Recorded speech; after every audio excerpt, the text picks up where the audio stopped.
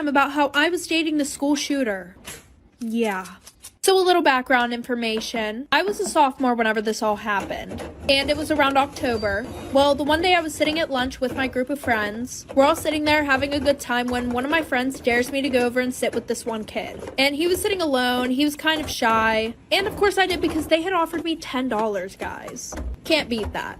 So I go over there, we start talking, and I realize that he's actually really nice. And he's really hot. I never really saw what he looked like because he was always wearing hoodies during school. Anyways, we started hanging out more, and eventually he said that he liked me and we started dating. The relationship seemed pretty perfect. Well, 6 months in, I think he started to trust me more because he had told me about this one group of girls that he absolutely hated. This group of girls just happened to be my friends. I didn't tell him that I was friends with these girls because they were considered controversial, like for part 2. Part 2 about how I was dating the school shooter. Like I said, I had never told him that I was friends with these girls because they were controversial, but he would go on for hours about how much he hated these girls. He went as far to say that he wanted to kill them. I didn't think anything of it at first because him and I had more of a sarcastic sense of humor, but he started to sound more and more serious every time that he would talk about it. Well, after us dating for 10 months, he calls me the one night and he starts telling me about how he's going to shoot up the school. He had told me his entire plan of how he was going to do this. Now, he must have thought that we were like ride or die relationship, when in reality, I was recording everything that he was saying. After we got off the phone, I wrote an email to all of the office staff in my school, but I fell asleep and never finished the email. I woke up the next morning, finished it. I had texted my friends not to go to school that day. I had already missed the bus. I rode my bike to school that day. I ran to the principal's office, nobody was there, and that's whenever I heard shots in the hallway.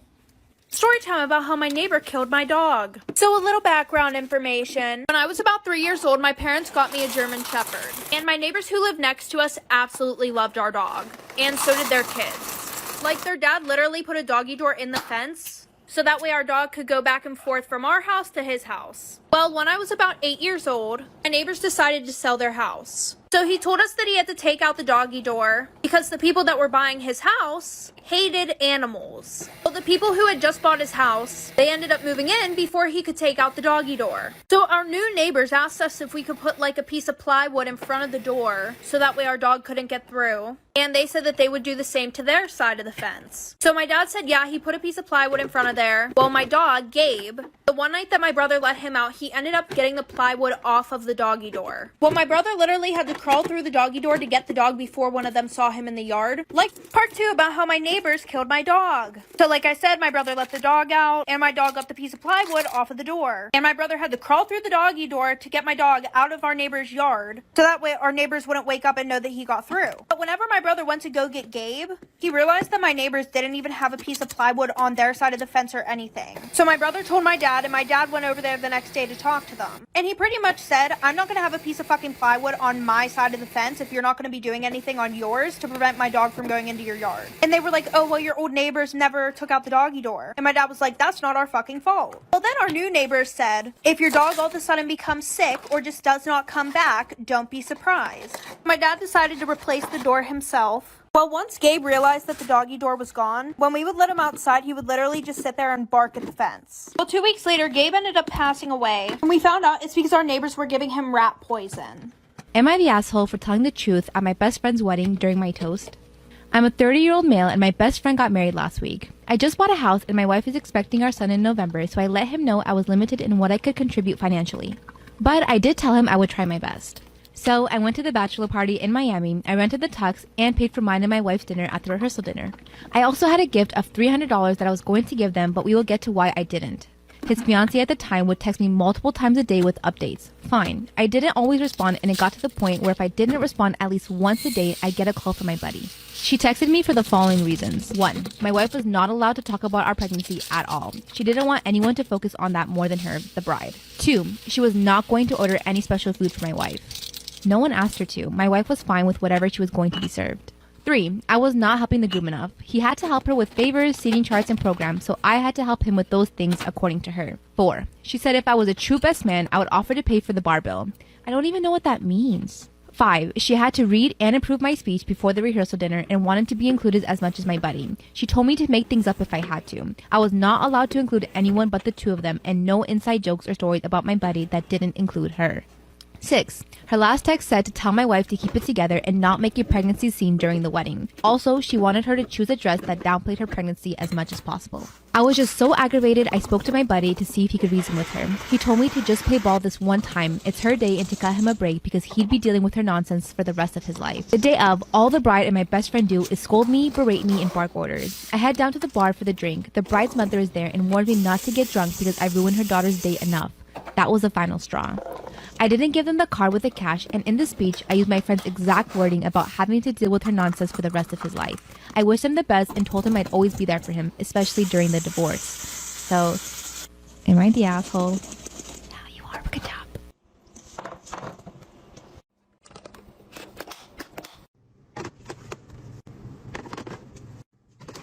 Really stunned. I was in shock and asked how he knew. He said, "Remember when you gave me a ride the other day? I saw your pregnancy test result on the dashboard."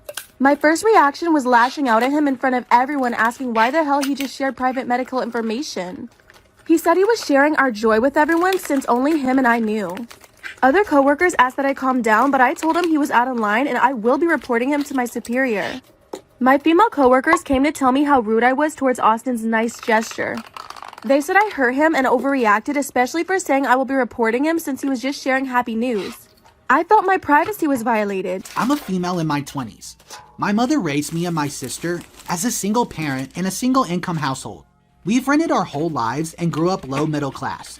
We never went without food or other essentials, but didn't have the luxuries of minis. I started investing when I was 17 through my mother and have been somewhat successful through it. I have accumulated enough money to afford a down payment on a house in our neighborhood. I have decided to pursue a second degree at college to further my job and career opportunities. And currently, I have a part-time job, which is not enough to support a mortgage. I currently rent with a roommate. Me and my mother have an extremely good relationship, and I used to joke growing up that when I'm older and have money, I'd buy a house and let her live with me so she doesn't have to worry about her living situation, mortgage, paying rent when she's older. I told my mother about my plan to buy a house and pitched the idea that I give her the money as a down payment and she'd pay the mortgage. She has a very stable job now and can afford to keep up a mortgage. The down deposit was the issue as she didn't have enough saved to afford in our city. She didn't want to feel burdened to me, but I really want to do this for her. I would move in and contribute some money in rent for utilities and mortgage. It's a beneficial situation for both of us. Eventually, in 20 plus years when my mom retires, or whenever she wants to retire, I should have a stable career and be able to take over the remainder of her mortgage if she still had one. We were all agreed on this and both extremely excited about starting the process. I was fine with the house being in my mother's name, but this is where the conflict came up. When I agreed for it to be in my mother's name, it was because I'd still be able to live there, would inherit it in the future, and it would eventually be in my name anyways. My mother disagreed and said she would leave it to both me and my sister 50-50. I didn't understand, as my sister was not contributing financially to the house, while I was. I told my mother that I would not give her the money for a down deposit if I didn't solely inherit it in the future. She called me selfish for making her, quote, leave my sister with nothing. But I disagree. My sister had never made much focus on priority of her future or career, and is quite materialistic. She hardly saves and has a boyfriend who she'll 98% marry eventually and have children with. I personally want to be child-free, and knowing my sister, she'll believe she is more deserving as she'll have a family. Also, if she knew about my mother and I were buying a house, but still inheriting it in the future, there was zero chance she'd save for her own place. She'd wait till our mother passed and just assume she'd be able to move in. Am I the a-hole for demanding and assuming I'd inherit my mother's house? Am I the asshole for telling my sister that she should have expected to be outshone by her best friend at her wedding? My sister, Anne, 29 female, had been best friends with Ruby, 30 female, for as long as I, 25 female, can remember. So growing up, Ruby was like a second big sister to me. One thing that is important to note is that Ruby has always had the most outrageous fashion sense possible.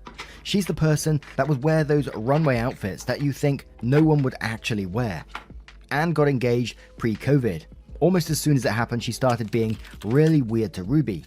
When she made me maid of honor, I was kinda surprised because they've always sworn to be the maid of honors at each other's weddings. But I am her blood sister, so it wasn't that weird. But I was completely blown away when she made a group chat and I found out that Ruby wasn't even a bridesmaid. Both me and my mum tried to talk to her about it since we figured they had an argument or something, but she would only say that Ruby didn't care anyway. I know that Ruby was hurt, but she didn't want any drama, so I agreed to let it go. Throughout the whole wedding process, my mum kept asking Anne if she would invite Ruby, if she would ask Ruby's opinion, etc., but Anne refused to have any contact with her or talk about anything wedding related with her whatsoever. On Saturday, my sister was married. She had a beautiful outside, socially distanced wedding, but she was seething the whole time because of Ruby's dress. It wasn't at all outrageous by Ruby's standards, so I don't believe she wanted to outshine my sister. She wore quite a simple wedding dress, but that was her choice. As maid of honor, I of course went to her fitting, and that was literally the one she chose. Anne has been cursing Ruby out and saying that their friendship is over since, like she hadn't been ignoring her all throughout lockdown. Finally, I just said that she's been friends with Ruby most of her life and she knows what she dresses like and that she should have expected this. If it was that much of a problem, she should have found a way to mention it to her or just made her a bridesmaid. Anne lost it with me. She sent Ruby some really horrible messages after she screamed at me. She didn't say a word to me all of yesterday and she's been bad-mouthing me to our dad, who is on her side. My mum has told Anne she should apologize to Ruby for the nasty messages she sent for yelling at me, so Anne isn't talking to her either. I don't even know what's going on, but Ruby swears on her life that they didn't have an argument or anything pre-COVID. Anne says that's none of my business and I should be supporting my real sister. My dad agrees with her and she's rallied the other bridesmaid against me, so I don't know. Am I the asshole? I think my coworker wants to replace me. Me and my husband are approaching our 4-year anniversary and we have a little girl. At my job, I made friends with a coworker because she was dating one of our family friends. After a few months, they broke up. So, to show her we weren't just friends because she was dating a mutual friend, we invited her over a few times. Everything seemed great until one specific event happened, setting a weird pace for our relationship. One night, we had a party and offered for her to stay the night in our guest room so she wouldn't have to get an Uber home. The same night, we invited our new neighbors over to meet them. I'll come back to that. Anyways, everyone was pretty wasted and I got a little too crazy and decided to call it early. I left her and my husband alone, thinking nothing about it. I trust my husband. Well, after a few hours, I woke up to my husband still not in bed. So I went looking for him. I found him laying on our floor in the living room with my coworker on the couch chatting. Something didn't seem right, so I told them they should both go to bed because me and her had to work in the morning. Next morning, my husband made breakfast for all of us, and I was feeling hungover, so I was sluggish. She was asking me questions about my husband and what he does around the house. After breakfast, I'd put my daughter on the floor to walk around and play. She started to get into a junk drawer, and before I could get up, my coworker had grabbed her. She was acting very motherly to my child, but I thought it was because she has a son and was trying to lend a helping hand. A few days passed, and at work, she would talk to me about that night and would talk about my husband like they were lifelong friends, saying things like, quote, "Oh, you know how he can be," or "That's just him for you." I later went to a nail salon with my new neighbor, who pointed out that night she had noticed my coworker flirting with my husband and being too close. After hearing that, I told everything to my husband. He agreed that was weird, but he hadn't noticed anything that night but believed me and said he would distance himself from her. I invited her over a few more times, without my husband there, to see if it was just her personality to be that friendly. We had great conversations about life and all, but whenever my husband was brought into the topic, she would act different. Again, like she knew him. I invited her again to a small kickback with friends, my husband being too busy with his friends for me to worry about her. Another friend noticed as well that she would rush to my daughter before me. If my daughter cried, she'd be right there holding her and comforting her. I could barely take a step before she'd pass me to get to my daughter first. I was borderline disturbed. One part of me thought she was just helping, but another part felt something different.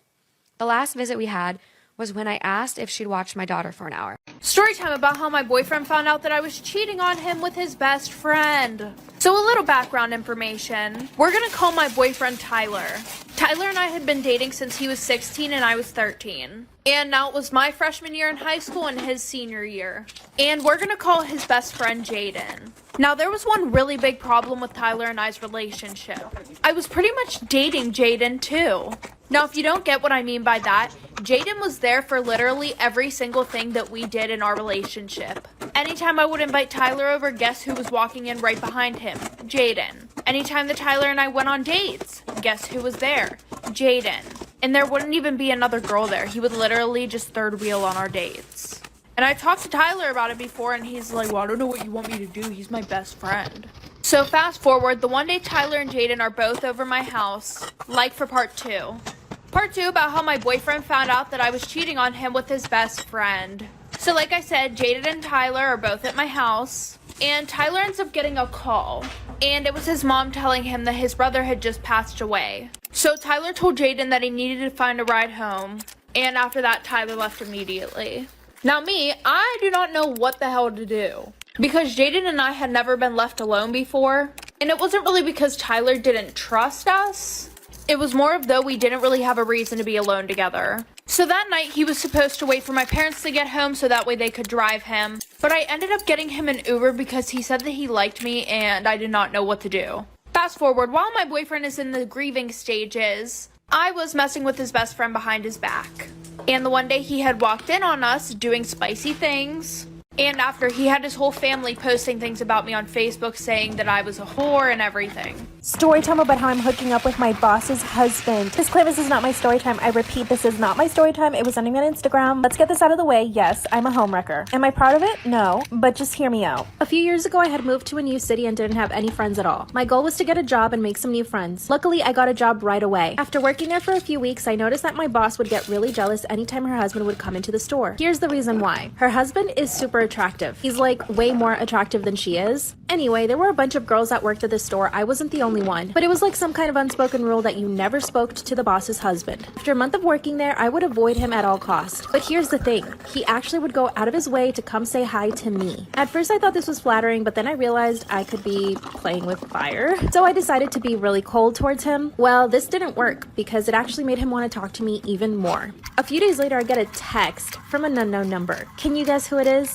Yep, it's my boss's husband. In the message, he basically said that if he had done anything wrong to let him know because he didn't want me to feel uncomfortable around him. That's when I told him that none of the girls at the store were allowed to talk to him or even make eye contact with him.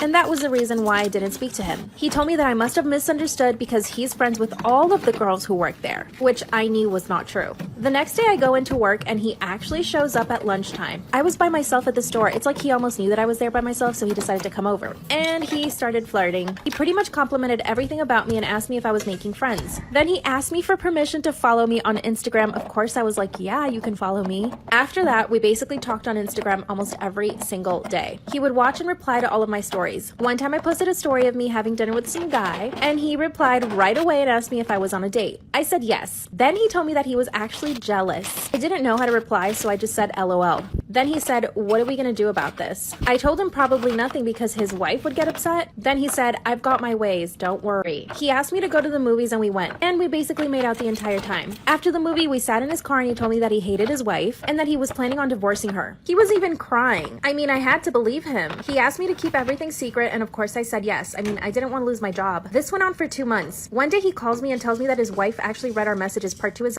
my boss's husband, aka the guy I'm having an affair with. He calls me up to tell me that she actually saw the text messages between us. Disclaimer, this is not my story time. It was sent to me on Instagram. I repeat, this is not my story time. Luckily, he did not save my number under my name. So basically, she saw messages between him and some other girl. He was really freaking out. But that's when I told him this is your way out. According to him, he hated his wife. So I told him this is perfect, just ask her for a divorce. That's when he told me there was no way he would ever divorce her. He told me that she was the only one who made money in the relationship and that if they ever got divorced, she would leave him nothing. He also told me that he was no longer attracted to her, but that the money was just too good and he had to stay in the relationship. At that point, I started feeling really bad. I was under the impression that he absolutely hated her and that she was terrible towards him, but apparently not. Thankfully, she didn't know it was me the one that was messaging him. He actually made up up a lie and told her it was some girl from Instagram that he met. When I showed up to work later that day, my boss was in a really bad mood, and I knew why. Suddenly, she tells all of us girls to pull out our phones and open our text messages. My stomach dropped because stupid me had not deleted all the messages. She started going one by one checking everyone's phone. But luckily, I was able to delete everything by the time she got to mine. That's when she told us all to go home. As soon as I got in my car, I decided to call him. I told him what had happened and he told me that everything should be under control and that she believes what he said. He asked me if we could meet up and I said yes. I just couldn't resist the temptation. A few days later, I came into work early by mistake. I find him talking to one of the other girls. When he saw me, he literally backed away from her. I instantly got upset and realized that he had probably been having affairs with a bunch of the other girls.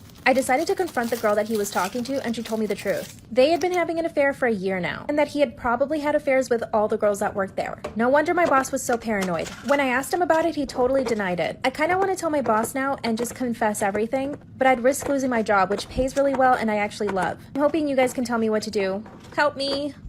Story time about how I was harassed at the gas station. A few years ago when I lived in LA, I would walk everywhere. By the way, you guys want more of my own story time, so here we go. The year was 2016. The victim was me. No, but seriously. I didn't have a car at the time. Actually, I still don't have a car because I can't afford one. So I would take the train or the bus everywhere. On this day, I had an audition in Santa Monica, so I decided to take the bus and then the train. When I got off the train, I walked my cute little tush over to the gas station to grab a bottle of water. I went inside, grabbed my water, and I noticed this guy staring at me. You girls know when a guy is staring at you and he's doing it on purpose. Yeah, that's what he was doing. He wanted me to see him staring at me. I quickly exited and started heading toward my audition, which was like 5 blocks away. I was about 20 feet from the gas station when I hear him yelling at me. He started saying like, hey, do you need a ride? Do you need a ride? And I just said, no, thank you. And I kept walking. Cars were on the street, so I couldn't cross the street just then. So he decided to get in his car and pull up right next to me. As he did this, I could hear him complimenting my body. He started talking about my bum and other parts of my body. I put on my headphones and I just ignored him. But obviously this made him even more upset, right?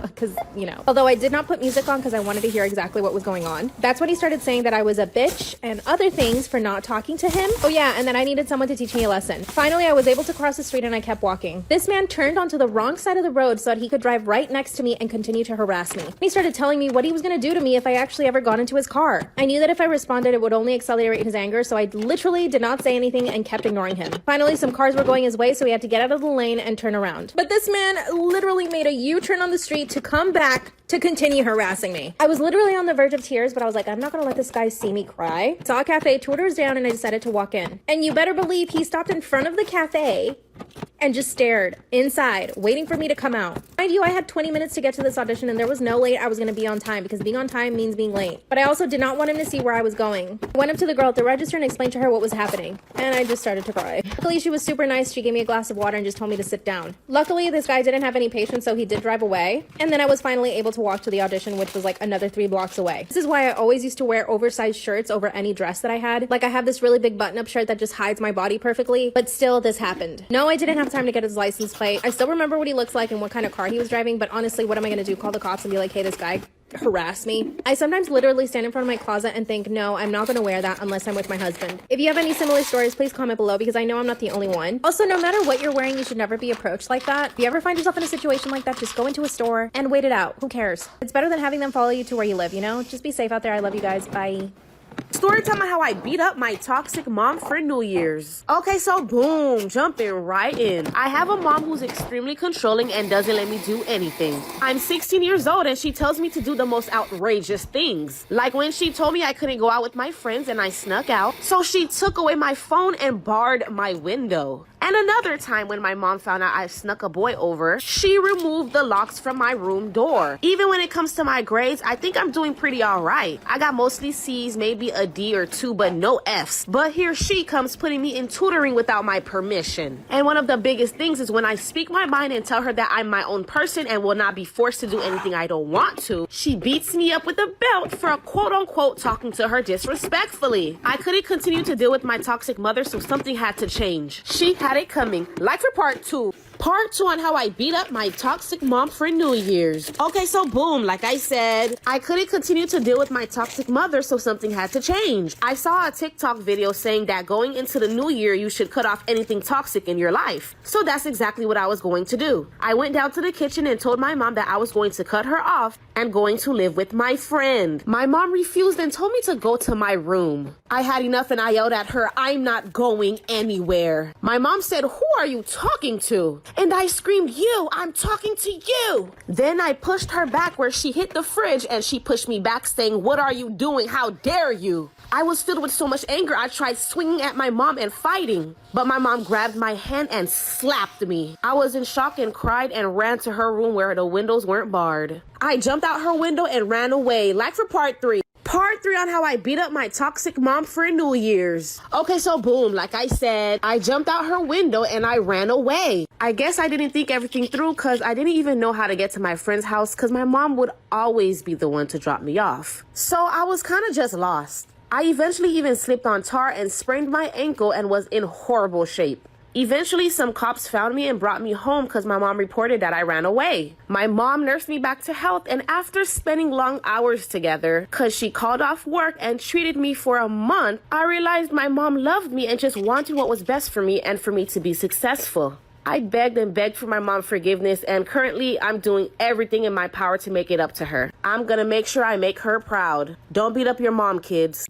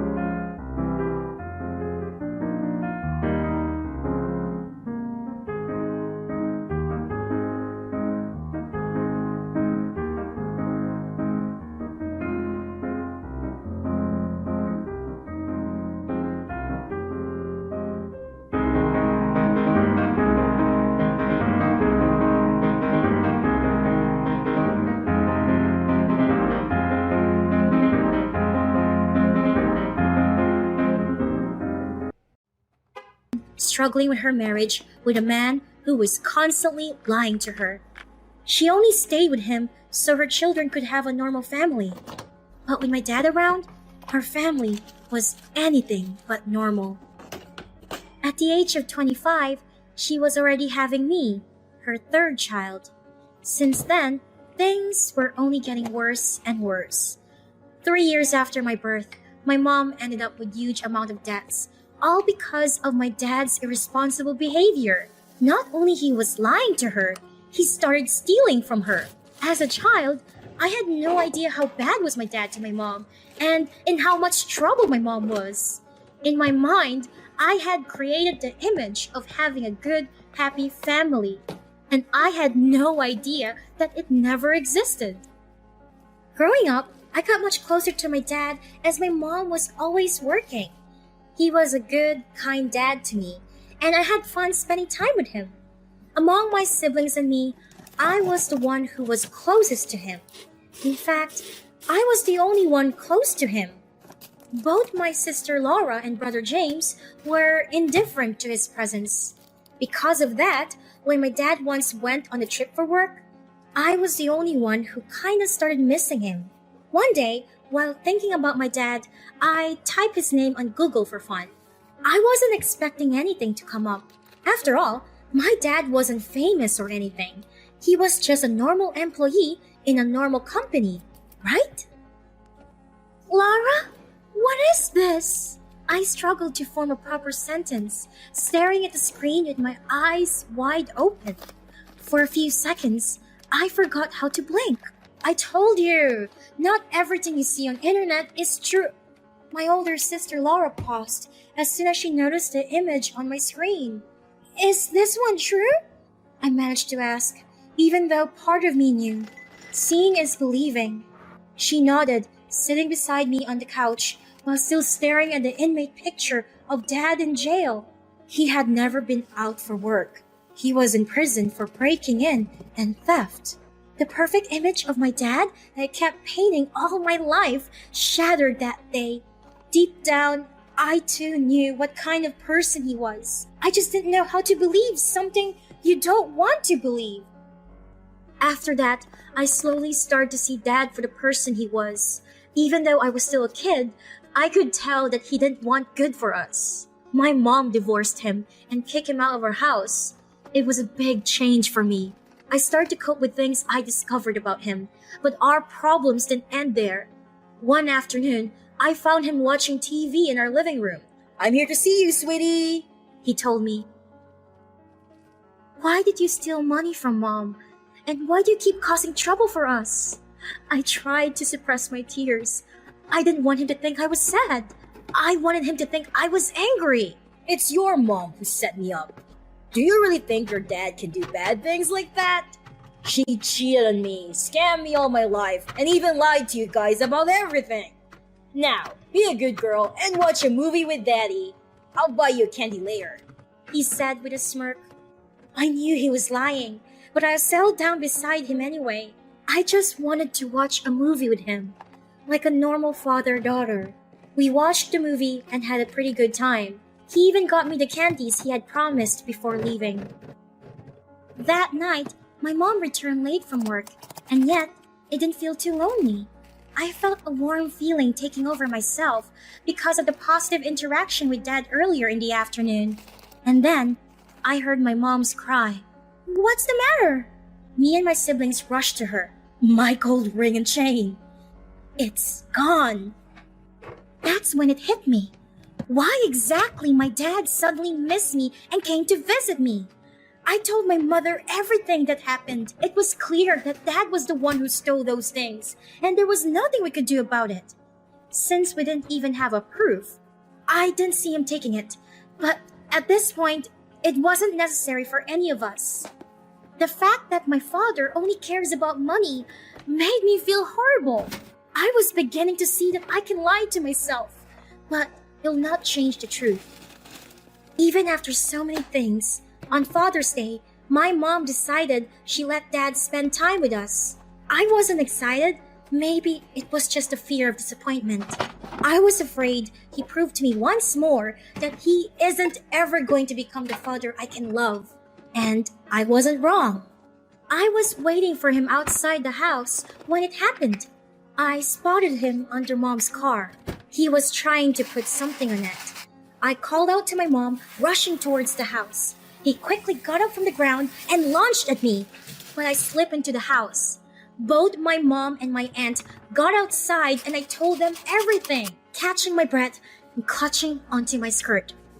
I took a quick glance at his face, filled with rage, before rushing inside the house. He seemed so different from the Dad I knew that it hurt. "What is your problem? How can you do something like that to your family?" My aunt hissed angrily. "Family? What family? Didn't she take even my kids away from me?" He shouted back, taking a few steps closer while sliding his hands into his back pocket. "Just get out of here. I will never let you see my kids again." My mom shouted back, "I'll take my kids with me," he said in an angry voice before taking out a bear spray and spraying it towards my aunt's face. My aunt screamed in pain, crawling on the floor as my dad pushed away my mom and started banging on the window of my room. "Give me my kids back!" My dad shouted at my window. My mom was struggling to keep him away from the house, and my aunt was in the shower, still screaming in pain, trying to rinse off the bear spray from her face. My siblings and I were hiding inside, curled up on the floor. My heart was getting crushed with every bang on the window. He drove away before the police arrived and questioned us about everything that happened. After that, we had to move to our grandmother's house, and we installed security cameras in our house. I have accepted that our family would be much happier and normal without my dad. I am trying to forget the bad memories. I will still love him, even though he's not someone I can miss anymore. My mom has gotten a boyfriend, and I kinda like him. But life still isn't easy for her, as she is fighting with dad in court. We're all trying to move on and have a happy, peaceful life. I think this nightmare is almost over. Almost. Throughout this whole journey of figuring out how my dad was destroying our family, I realized it is very important to let go of people who constantly hurt you, regardless of how close they are to you. If you're ever in a relationship where you're always forgiving them for constantly letting you down, then you need to cut off your ties with the person and move on. Your forgiveness shouldn't be taken for granted. Remember that if someone always hurt you, they will not make you feel otherwise.